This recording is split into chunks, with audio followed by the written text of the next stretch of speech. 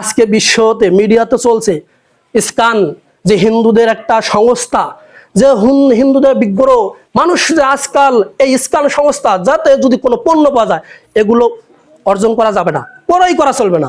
এবং এই ইস্কান হিন্দু যে মতবাদ, যে মুসলিমদেরকে ক্ষতি করার জন্য, মুসলিমদের ইমান ধ্বংস করার জন্য লেগে পড়ছে, এখান থেকে আমাদের সতর্ক হতে হবে।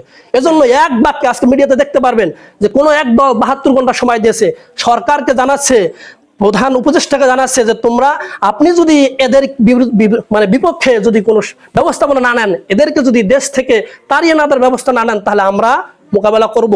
এই ইস্কন যেটা ইসলামদের ক্ষতি করে, এই হিন্দু মতবাদ মানুষের ইমানকে যেভাবে ক্ষতি করে সেটা আমরা বুঝতে পারি না, বিভিন্নভাবে আমাদেরকে ধ্বংসের দিকে ঠেলে দিচ্ছে।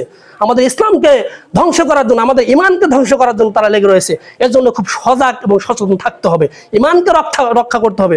যদি ভিতরে অন্তরে ইমানই শক্তি থাকে, আল্লাহ সুবহানাহু ওয়া তাআলা ভয় থাকে, মুহাম্মদ সাল্লাল্লাহু আলাইহি সাল্লামকে নেতা, আদর্শ নেতা হিসেবে মানি, তার সাপোর্ট চাই, তাহলে আপনি এর বিরুদ্ধে কথা বলবেন এবং এটাকে দুর্বৃত্ত করার প্রচেষ্টা করবেন ইনশাআল্লাহ।